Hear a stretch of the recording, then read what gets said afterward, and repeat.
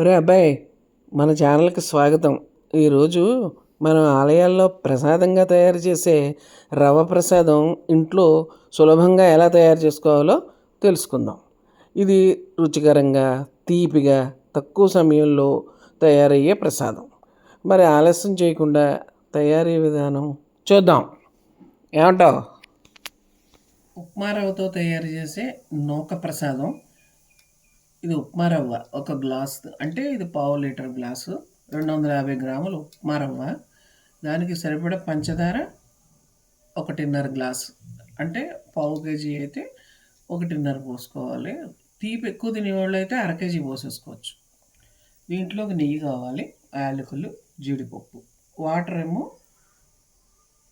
3 గ్లాసులు పోయాలి.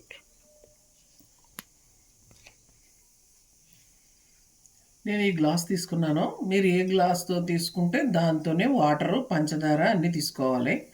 దీంతో తీసుకున్నాను. దీంతో 3 గ్లాసులు వాటర్ పోస్తున్నాను. పాలు ఉంటే పాలు కూడా పోసుకోవచ్చు, పాలు లేకపోతే నీళ్ళతోటైనా చేసుకోవచ్చు, బాగుంటుంది.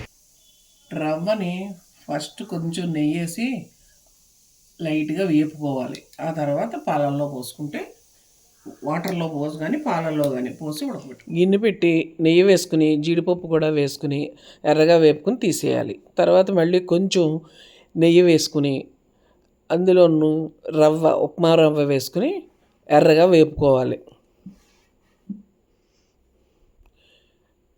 ఇంకొంచెం రంగు వచ్చే వరకు వేగనిచ్చి, మరీ ఎర్రగా అయిపోయినా కానీ రవ్వ ఉడకదు. తీసేసి మళ్ళీ 3.5 గ్లాసులు వాటర్ పోసుకోవాలి. అందులో పాలుంటే పాలు పోసుకోవచ్చు. నీళ్లు మరిగే వరకు ఆగి, నీళ్లు మరుగుతున్నాయి, రవ్వ వేసేసుకోవటమే. వేపిన రవ్వ ఉంది కదా, అది వేసేసుకుని ఒక ఉడకనివ్వండి. తర్వాత పంచదార కూడా గ్లాసున్నర పంచదార వేసేసుకోవాలి. యాలకులు ఒక 5-6 యాలకులు తీసుకుని గింజలు విడదీసి అందులో వేసుకుంటున్నాను. నేను పౌడర్ చేయను, ఎక్కువ గింజలతోటే వేస్తాను. నెయ్యి కూడా ఒక 2 చెంచాల నెయ్యి, కొంచెం జీడిపప్పు వేసి కొంచెం దగ్గర పడే వరకు సిమ్లో పెట్టి తిప్పుకోవాలి, అంతే. ఇదిగో రుచికరమైన రవ్వ ప్రసాదం సిద్ధం. ఆలయాల్లో లాగే మీరు ఇంట్లో కూడా ఈ ప్రసాదం చేయొచ్చు.